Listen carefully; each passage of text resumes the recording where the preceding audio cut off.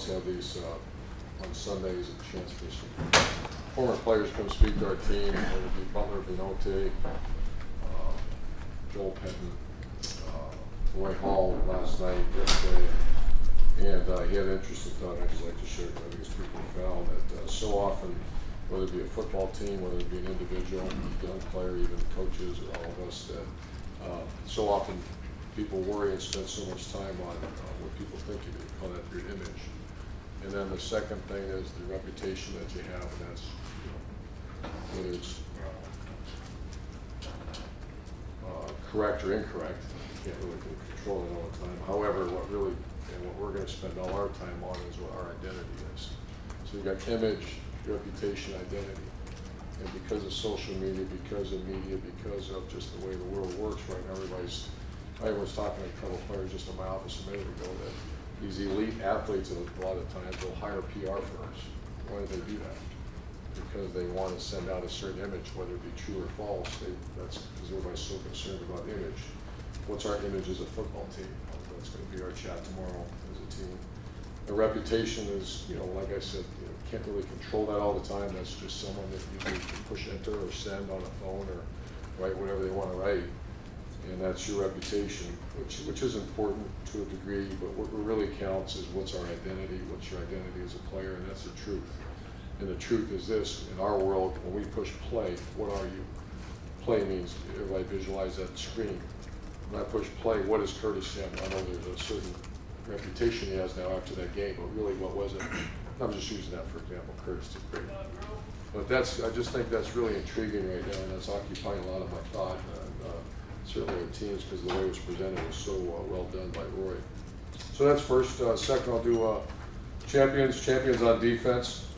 Jalen Holmes, Garyon Conley, Chris Worley, and Joe Berger. Joe Berger played 39 plays. Honorable mention guys were Hubbard, Taekwon, Mike Hill, Devon, Robert Landers, Mickey Bosa, Marshawn, Denzel Ward, Eric Smith, and Damon Webb. And player of the game is Malik Hooker, played outstanding. On offense, you have champions. Mike Weber, first start, great out of champion.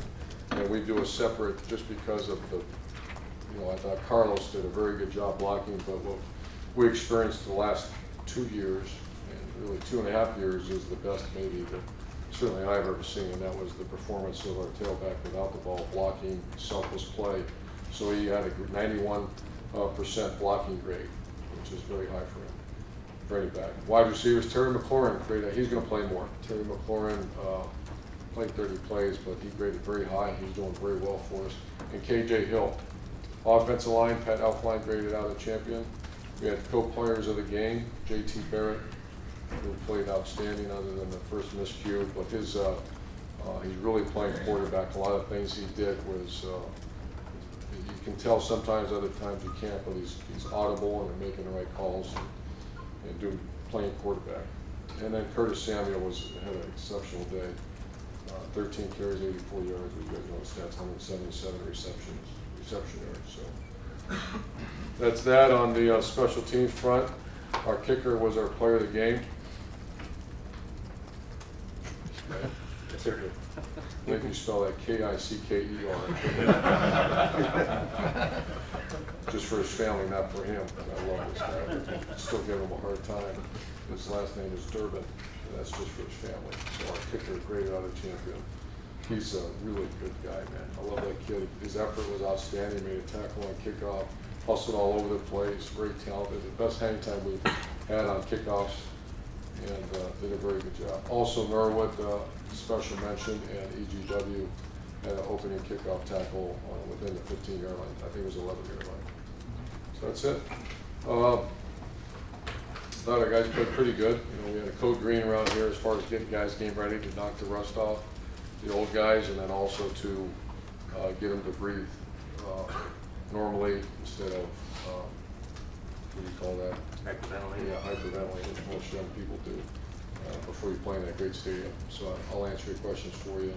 It's time to move on. I would not take anything more than you guys played pretty good. And we got a tough one coming up this week, a team that beats San Jose soundly from the get-go, and very talented receivers, 2 NFL prospects at wide receiver. returning veteran at quarterback, and a D coordinator that used to coach here at Ohio State, but they're very sound on defense and do a nice job. We'll open up fourth row right, Nick. I want to ask about Taekwon. When he came into here, he was a recruit as a really deep position group. And that can be intimidating a lot of times as a true freshman. What made him keep fighting his way into playing time? Well, he was not a highly recruited guy. Came to our camp. Mike Gray wasn't a D-line coach. I remember like it was yesterday, right on the practice field number 3, and just really kind of dominated with effort. He's an effort guy, you know. He's a guy that just our strength coach has him ranked very highly just as far as the way he handles his business.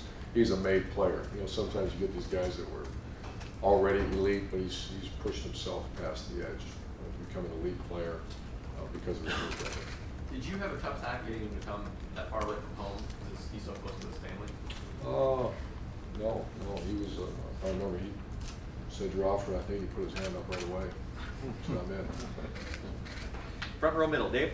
Coach, with Tracy Sprinkle out, obviously Draymond Jones needs to step up. Who's maybe one other young defensive tackle that you think really needs to step up now? Well, we're thinking about Devon is a guy that played pretty well Saturday. He's got a little twitch to him, and then Landers did pretty good at nose, so we get more playing time. And then we're going to alibi and Malik Barrow. We're taking a hard look at Malik.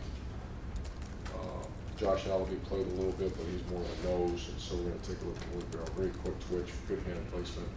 So he's a really good as well. You have a lot of defensive ends. I know you can move inside. Does that mitigate the damage a little bit? Not to sugarcoat the loss of Tracy. I know it's a big loss, but big loss.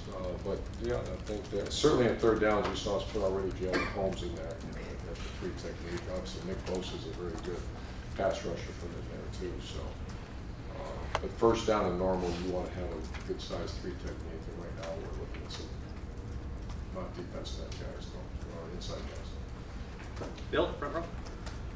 Urban, you said on Saturday that you have to look at the tape to see if the performance was really as good as it looked. What was your assessment after reviewing? I'm sure there were a lot of... It was good. It wasn't great. It was good. Some disappointments that, I think Corey Smith should be better than he is. I think he didn't play great. He's dealing with some injuries, and I don't think that the technique of our wideouts were where it needs to be, even though they did make some very good plays. I don't tailback played good offensive line. Obviously, we only have one guy, Dave Champion, they didn't play very good. So they have to get much better. But what happens is, and you hear the old adage that people get better between 1 and 2, and that's because you get your game legs back. For example, our guys have been off since Wednesday, actually Tuesday. They didn't have had it. There's some guys on our team that haven't hit since last Tuesday, and they're not going to practice again until tomorrow. So your body really starts coming back and it'll be full speed. So, How's Dante Booker? he was questionable for Saturday. He's got an MCL sprain, but he'll for sure be back soon. But he's has a chance to play. Front row right, Austin. Urban, you referenced JT's one miscue early, and certainly he's a veteran who's faced a lot of adversity before. What, if anything, did he say or you say to him after that early going? I'm trying to remember if we said anything other than just move forward, and there was tactical error on our part, not just his part. When it's not right, just don't try to force something that's not there. So. He's talked a lot about different mentality this season as compared to a year ago. And I mean, do you think with all the pressure, this is kind of speculative, that he could have bounced back as easily if he was playing with that same mindset he had a year ago, if you know what I mean? Well, you know, that always comes up when you have 2 quality players. You make a mistake like that, or you're out. Someone else goes in. And some people don't like that. I always say I'd love to have that. I wish I had 3 of them that were JT's caliber. Does that put more pressure on a player? So be it. That's what happens at the next level. So I think he's such a leader, such a veteran. I think he knows this is his row. And he bounced. I mean, there was 0 conversation. We're fine. We're on the next play. Let's go. Second row middle, Ryan. Is there anything from a technical standpoint that JT is doing this year that he either couldn't or wasn't doing last year that might explain some of his play on Saturday? I think that when you say that, it's just the amount of repetitions at that position. Whether you're a veteran or not, you need all the reps. He is our #1 quarterback. He received all the #1 reps. You get timing with receivers. You can see there were some beautiful passes Saturday. off the top of my head, Noah Brown and KJ Hill, and that's because he works with them so frequently, and saying there was a couple corner routes to Curtis and Dontre, and those are well executed plays because they practice it all the time. Back row, Jared. Urban, I think for the first quarter, Saturday, you'd already played 10 receivers, or had already caught a pass, or something. A lot of guys have played.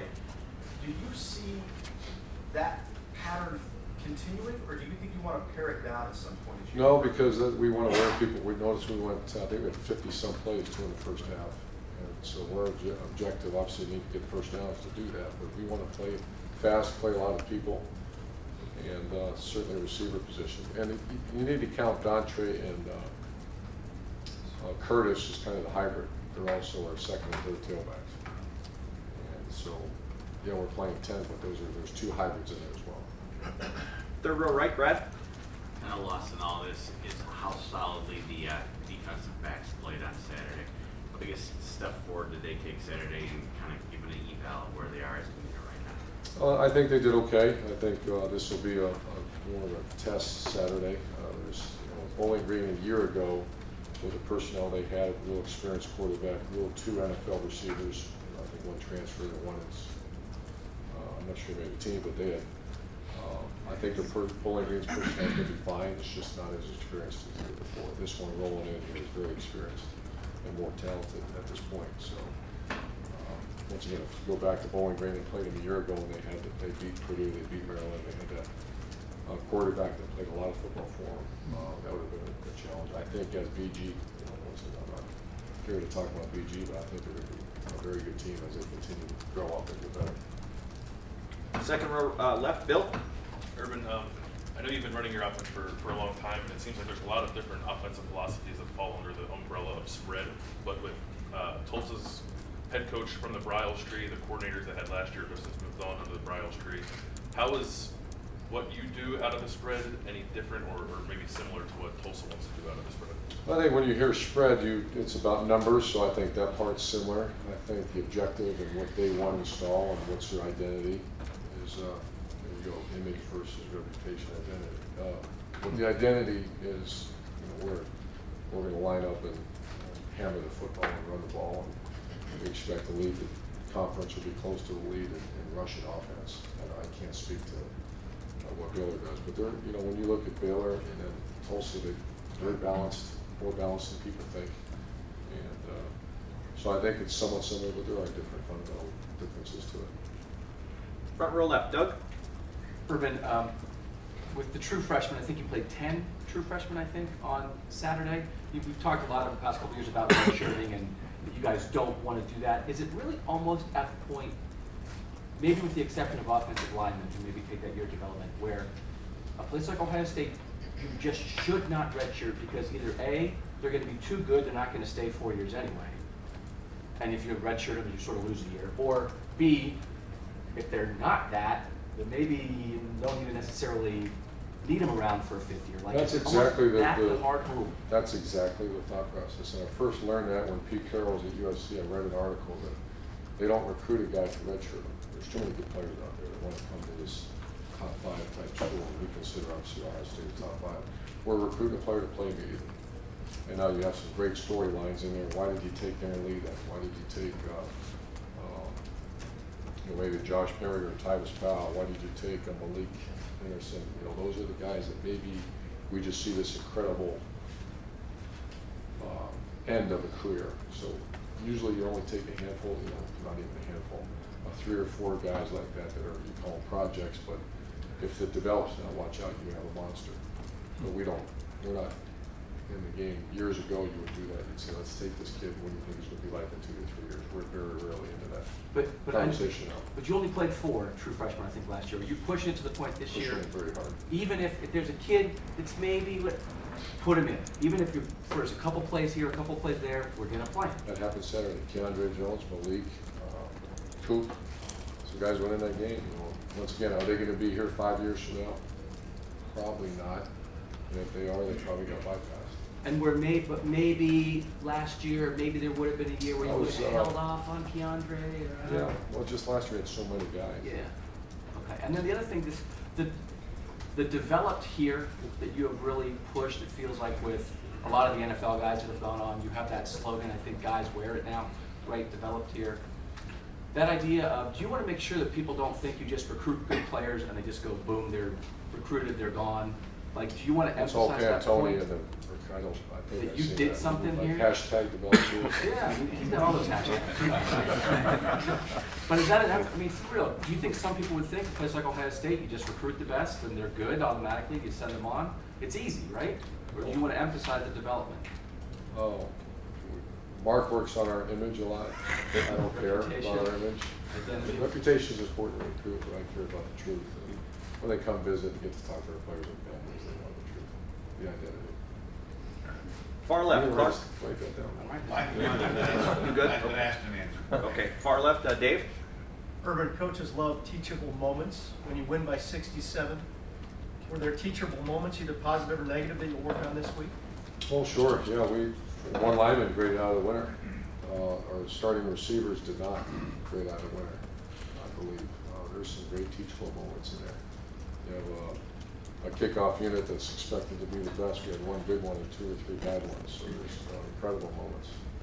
So it's a lot more enjoyable to coach after a big win than the opposites.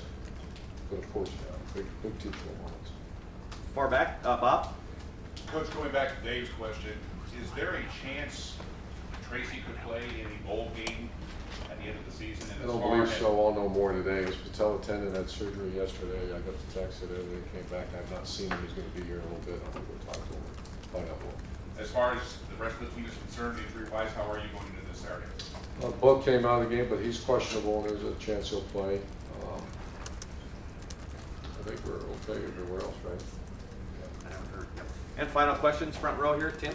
Yeah, Urban, just a couple, 3. Number one, is there such thing as a quarterback having a knack for getting his team to the end zone? Because you've been around a bunch of them, and J.T. Barrett set the record 2 years ago in the Big Ten with 45, responsible for 7 Saturday, set the school record. What is it about just him and that ability to get his team to the end zone? Well, when teams fail to score down there, it's because they load the boxes hard to just pound the football on them. And that's where we saw the game last night. Texas did a heck of a job spreading out like that big increase around the ball. I mean, that's pretty good game plan. Not everybody has that 6 foot, whatever he is, big athletic guy. But JT's athletic enough and certainly quick enough, twitched enough to get us in the end zone. The other thing is you have to make those tight window throws, and he's pretty good at that. Yeah. So those are 2. When you see teams score a lot, it's because there's creative ways of creating a run game, and that's option, single wing football. Because the days of just we're bigger and stronger than you could stop that. Yeah. And then the other one is tight window throws. Another question, like Doug was talking about the young guys. When you're in a game like Saturday, you're playing against the school where you cut your teeth as a head coach. But you got Demario McCall going into the game. You got Joe Burrow going into the game. I mean, is there any such thing as calling off the dogs in that situation? You want to see those guys play, right? I mean. Well, I did. I Yeah. don't want to spend much time on that, but we didn't. I think we threw a swing pass or something. Yeah. And, I hear him saying, "Let's throw that." I said, "No, don't you dare! Don't just hand the ball off, and then, especially this, sometimes you don't give much thought to that. You're more worried about your team, but in that situation, just out of respect for Bowling Green, yeah. But Demario, you can't tell him to slow down. Yeah. He ran really hard, and he's trying to become a backup tailback right now at Ohio State. And your Very good father, job. your father's had 3 kids play sports. What is it like to see like Demario McCall and these guys that you guys recruited to bring in here to play, step up into that big time and make plays? Do you get just personally? Do you get a little bit of that same feeling you get as a father watching somebody? No doubt. I'm glad you asked that. As you get older, what do you coach for? And that's a big reason why we coach and the experience to see these young guys dream fulfilled. Yeah. I mean, Demario John ran in the end zone twice. Think about that for another kid that grew up near Cleveland, Ohio. Got to stick in the end zone twice. That's been his dream. And I hope there's more to add to his dream as we continue. And the last thing, Tyler Durbin, your kicker. I don't know, where did he come from? I mean, I know where he came from, but I mean, this is a little bit of an amazing story, isn't it? I mean, the guy never played football till he shows up here, and he's He made a great tackle Saturday. Yeah. He had two, actually, he would have made on that because they tried to get field return. And he is I don't know where the hell he came from. Yeah. He is really good. But he looks like a football player, as a He kid. don't look like Well, a- you know what I'm saying. But he stuck his nose in there is my point. I mean, and this guy just shows up, he played soccer all I the think I time. met his family. I mean, Yeah. I guess we have to do that sometime. He's our kicker, but they raised a good dude. He's a very talented kid. Thanks, Dave. Thanks, Mike. Thank you, Bill.